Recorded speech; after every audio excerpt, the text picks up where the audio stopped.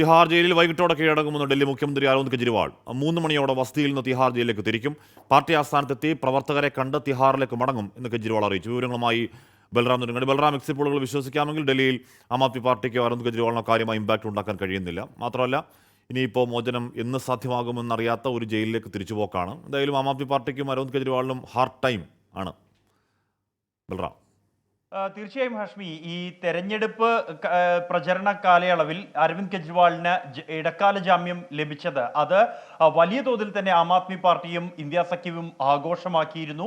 അതിലൂടെ അദ്ദേഹത്തിന് തെരഞ്ഞെടുപ്പ് പ്രചരണത്തിന്റെ 4 ഘട്ടങ്ങളിൽ പങ്കെടുക്കാൻ കഴിഞ്ഞു എന്നുള്ളതും യാഥാർത്ഥ്യമാണ്. 21 ദിവസത്തെ ഇടക്കാല ജാമ്യം പൂർത്തിയാക്കി കെജ്രിവാൾ ഇന്ന് തിഹാർ ജയിലിലേക്ക് മടങ്ങുകയാണ്. പാർട്ടിയും അദ്ദേഹവും നൽകിയ സമയക്രമം അനുസരിച്ച് ഇന്ന് വൈകിട്ട് 3 മണിക്ക് അദ്ദേഹം ഔദ്യോഗിക വസതിയിൽ നിന്നും ഇറങ്ങും. രാജ്ഘട്ടിലെത്തി മഹാത്മാഗാന്ധി അന്ത്യവിശ്രമം കൊള്ളുന്ന ഇടത്ത് അദ്ദേഹം ആദരമർപ്പിക്കും. അതിനുശേഷം കൊണോട്ട് പ്ലേസിലെ പ്രാചീൻ ഹനുമാൻ മന്ദിറിലെത്തി പ്രാർത്ഥന നടത്തിയ ശേഷം പാർട്ടി ആസ്ഥാനത്തെത്തും. അദ്ദേഹം അവിടെ വെച്ച് പാർട്ടി പ്രവർത്തകരെയും നേതാക്കളെയും അദ്ദേഹം അഭിസംബോധന ചെയ്ത് സംസാരിച്ച ശേഷമായിരിക്കും ഇന്ന് വൈകിട്ടോടെ തിഹാർ ജയിലിലേക്ക് മടങ്ങുക. അദ്ദേഹത്തിന് ജാമ്യം, ഇടക്കാല ജാമ്യം നീട്ടി ലഭിക്കുന്നതിനായി കോടതിയെ സമീപിച്ചിരുന്നെങ്കിലും കോടതിയിൽ നിന്നും അനുകൂല നിലപാട് അദ്ദേഹത്തിന് ലഭിച്ചില്ല. സുപ്രീം കോടതി അദ്ദേഹത്തിന്റെ ഇടക്കാല ജാമ്യാപേക്ഷ 7 ദിവസം കൂടി ആരോഗ്യ കാരണങ്ങളെ തുടർന്ന് നീട്ടി നൽകണമെന്ന അപേക്ഷയിൽ സാധാരണ ജാമ്യത്തിന് നൽകി തന്നെ കെജ്രിവാളിന് വിചാരണ കോടതിയെ സമീപിക്കാവുന്നതാണ് എന്ന്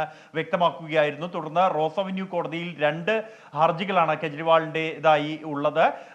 ഇതിൽ ഒന്ന് അദ്ദേഹത്തിന്റെ സാധാരണ ജാമ്യമാണ്. മറ്റൊന്ന് 7 ദിവസത്തേക്ക് കൂടി അദ്ദേഹത്തിന്റെ നീട്ടി നൽകണം, ഇടക്കാല ജാമ്യം നീട്ടി നൽകണം എന്നും ചികിത്സ അടക്കമുള്ള ആരോഗ്യ കാരണങ്ങൾ മുൻനിർത്തി സമർപ്പിച്ച മറ്റൊരു ഹർജിയാണ്. ഈ ഹർജിയിൽ വാദം പൂർത്തിയായെങ്കിലും അതിന്റെ വിധി പറയാതെ ഈ മാസം 5-ലേക്ക് വിധി മാറ്റിവെക്കുകയായിരുന്നു കോടതി. ഈ ഒരു പശ്ചാത്തലത്തിലാണ് കെജ്രിവാളിന് ഇന്ന് തന്നെ ജയിലിലേക്ക് മടങ്ങേണ്ട സാഹചര്യം ഉണ്ടായിരിക്കുന്നത്.